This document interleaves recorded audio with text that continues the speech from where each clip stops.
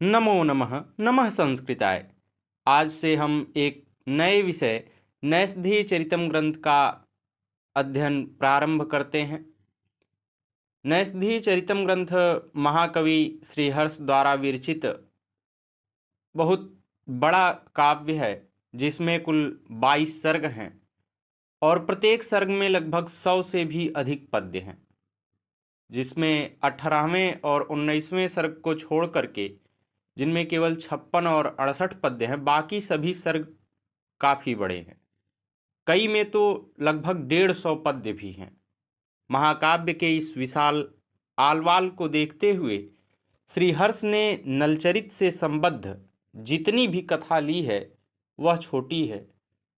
दमयंती तथा नल के प्रेम को लेकर उनके विवाह और विवाहोपरांत क्रीड़ाओं आदि का वर्णन कर इन्होंने इस काव्य को समाप्त किया है।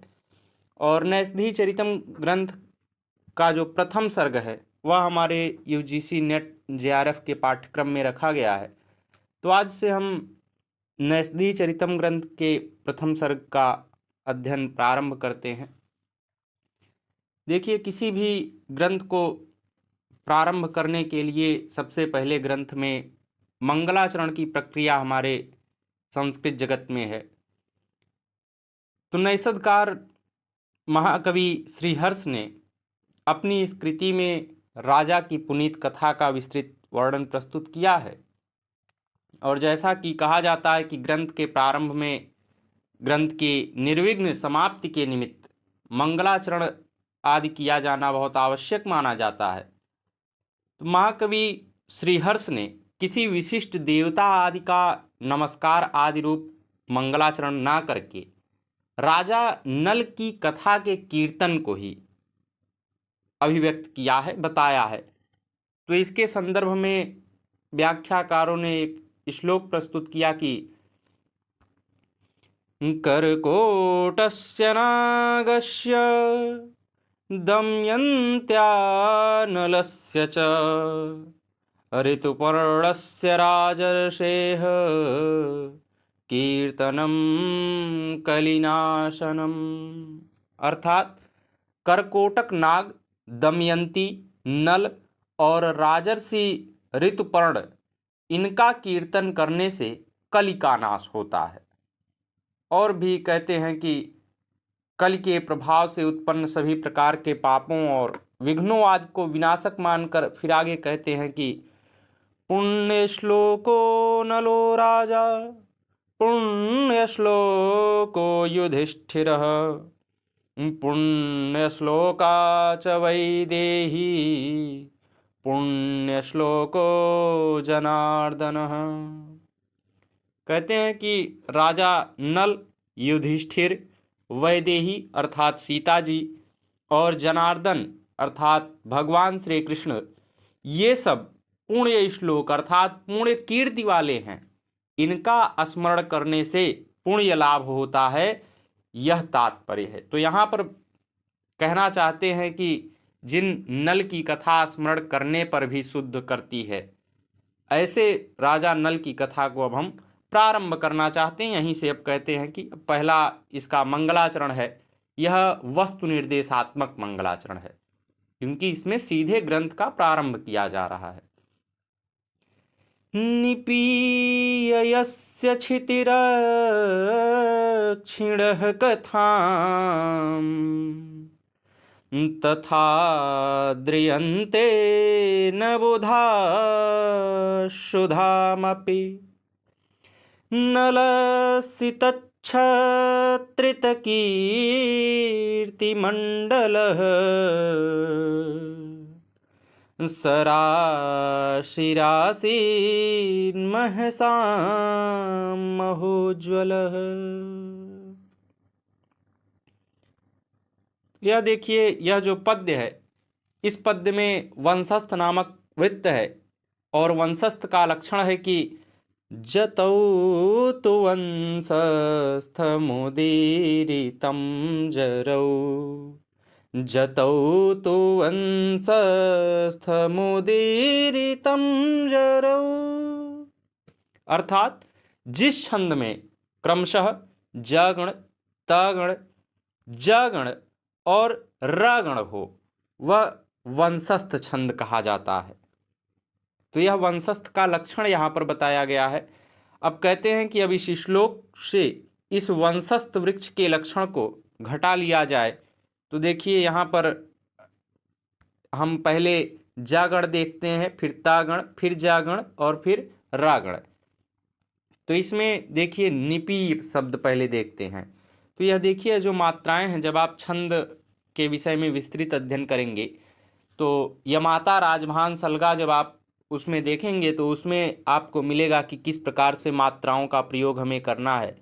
तो जहाँ पर देखिए लघु वर्ण होते हैं वहाँ पर हमारे इस छंद शास्त्र में खड़ी पाई का प्रयोग किया जाता है। जहाँ पर गुरु वर्ण होते हैं वहाँ ये इस प्रकार का जो अवग्रह चिन्ह होता है उसका प्रयोग किया जाता है। तो इसमें सबसे पहले है जागण। तो जागण में क्या है, पहले एक मात्रिक है, फिर द्विमात्रिक है और फिर एक मात्रिक है। तो हमें यहाँ पर भी वही उदाहरण में घटित करना है। तो जैसे यहाँ पर लिखा है निपीय शब्द, तो यहाँ पर जो पहला है हमारा एक मात्रिक है, दूसरा है पी ये द्विमात्रिक है और तीसरा है ये भी एक मात्रिक है। तो पहले हमारा जागण मिल गया। फिर अगला है यक, यस यक्ष, यस यक्षी। तो यहाँ पर यस यक्षी है। तो यहाँ पर देखिए अब हमें तागण देखना है। तो तागण को भी हम घटित करते हैं। तो जब देखिए यहाँ पर या वर्ण है, लेकिन यहाँ पर या वर्ण के बाद एक गुरु वर्ण आ गया है। तो जब गुरु वर्ण आ जाएगा तो उसके लिए यहाँ पर इसको हम गुरु कर लेंगे, यहाँ पर इसको भी गुरु कर दिए और इसको यहाँ पर हमने लघु कर दिया। तो ये हमारा लक्षण घटित हो गया। अब यहाँ पर तिरक्षी है, इसमें भी हमें जागण घटित करना है। तो यहाँ पर पहले हमारा लघु हो गया, फिर हमारा गुरु हो गया, फिर हमारा लघु हो गया। फिर इसके बाद ऐसे ही रागण में देखिए तो यहाँ पर भी उसी तरह से हम घटित करेंगे। तो यहाँ पर सबसे पहले गुरु वर्ण हो गया, फिर गुरु वर्ण हो गया और फिर लघु वर्ण हो गया। तो ये छंद का लक्षण इसमें घटित हो रहा है, इसलिए यह जो है वह वंशस्थ छंद है।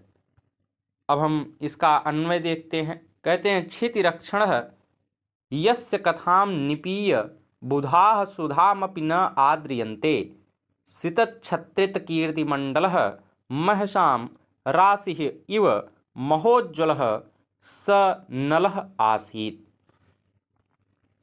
इसका हम शाब्दिक अर्थ भी देख लेते हैं। कहते हैं क्षितिरक्षिणः अर्थात पृथ्वी पालन। क्षितिरक्षिणः शब्द देखेंगे तो क्षितिम रक्षतीति तक्षिलः तस्य। यहाँ पर क्षिति शब्द यह उपपद पूर्वक रक्ष धातु से बनता है।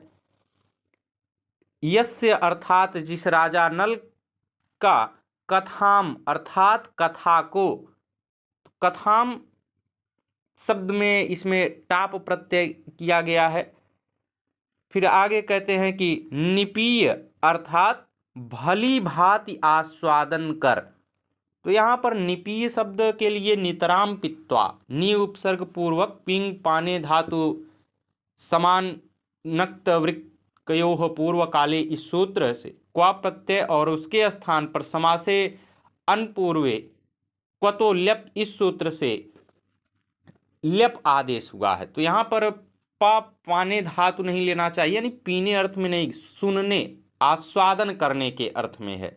तो बुधा अर्थात विद्वत जन अथवा देवगण, सुधामपि अर्थात अमृत का भी, तथा अर्थात उतना, न आद्रियन्ते अर्थात आदर नहीं करते हैं, सितच्छत्रित कीर्ति मंडल। अब इस शब्द को भी हम देख लेते हैं। तो सबसे पहले इसमें सितच्छत्रित कीर्ति मंडल में पहले होगा कि सितम च तत्छत्रम। तो विशेषण बहुलम इस सूत्र से समास और उसकी तत्पुरुष समानाधिकरण कर्मधारय, इससे कर्मधारय संज्ञा हुई। और फिर हुआ कि सितच्छत्रम कृतम सितच्छत्रितम। अब यहाँ पर तत्करोति तदा चष्टे, इससे ऋच प्रत्यय हो करके अक प्रत्यय हुआ। अब फिर कीर्ते मंडलम, इसमें षष्ठी तत्पुरुष हुआ, फिर सितच्छत्रितम कीर्तिमंडलम येन सह अनेक मन्य पदार्थ है, इससे बहुब्रीहि समास हो जाएगा। तो इसका अर्थ है कि अपने यशः समूह को श्वेत छत्र बनाए हुए। आगे कहते हैं कि महशाम राशि इव, अर्थात तेज समूह की राशि अर्थात सूर्य के सदृश्य, महोज्ज्वल अर्थात उत्सव से देदीप्यमान अथवा महान तेजस्वी। अब यहाँ पर भी देखिए तो महैः उज्ज्वल, इसमें तृतीया तत्पुरुष समास है, और फिर क्षणम उद्धर्षो मह उद्धत उत्सव इत्यमरः अर्थात महान अति सातिशयः उज्ज्वल श्रृंगारः यस्य सह, इसमें बहुब्रीहि समास है। फिर कहते हैं कि स नलः अर्थात वह राजा नल, आसीत अर्थात था। पुनः एक बार श्लोक का उच्चारण करते हैं। निपीय यस्य क्षितिरक्षिणः कथां तथा द्रियन्ते न बुधा सुधामपि नलस्य तच्छत्रितकीर्तिमण्डलः सराशिराशीन्महशां महोज्ज्वलः। अर्थात पृथ्वी पालक जिस राजा नल की कथा को भली भांति आस्वादन कर विद्वान जन अथवा देवगण अमृत का भी उतना आदर नहीं करते हैं जितना कि राजा नल की कथा का। अर्थात राजा नल की जो कथा है वह अमृत से भी कहीं अधिक श्रेष्ठ है, इसलिए राजा नल की कथा का अमृत से भी अधिक आदर करते हैं। अपने यशः समूह को श्वेत छत्र बनाए हुए तेज समूह राशि अर्थात सूर्य के सदृश उत्सवों से देदीप्यमान अथवा महान तेजस्वी वह राजा नल थे।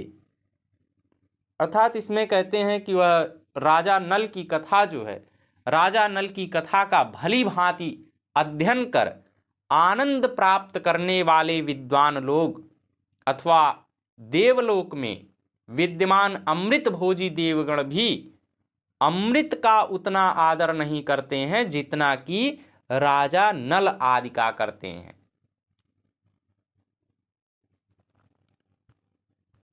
इसीलिए कहा गया है कि राजा नल की कथा जो है अमृत की अपेक्षा कहीं अधिक मधुर थी, साथ ही साथ अत्यधिक श्रृंगार समय थी।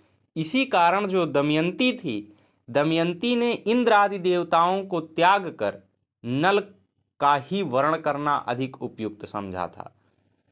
तो अगर इसकी टिप्पणी भी हम देखें तो टिप्पणी में इसके वंशस्थ छंद है, यह स्पष्ट हो गया।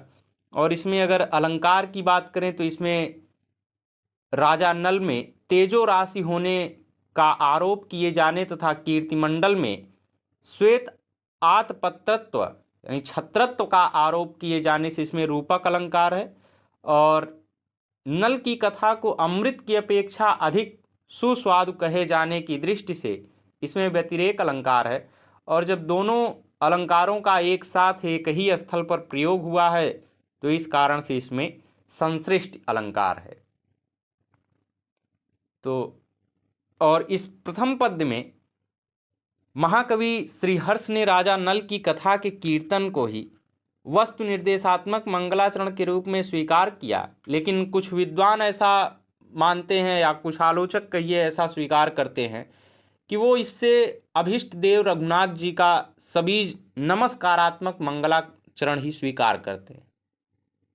और इस महाकाव्य में राजा नल ही धीर ललित नायक हैं, इसमें श्रृंगार रस की प्रधानता है और अन्य रस जो हैं वह गौड़ रूप से हैं। तो आज के लिए बस इतना ही। आज हमने बस ग्रंथ का प्रारंभ कर दिया है, अब कल से हम नियमित इसके श्लोकों का भी अध्ययन करेंगे। नमो नमः। नमः संस्कृताय। धन्यवाद।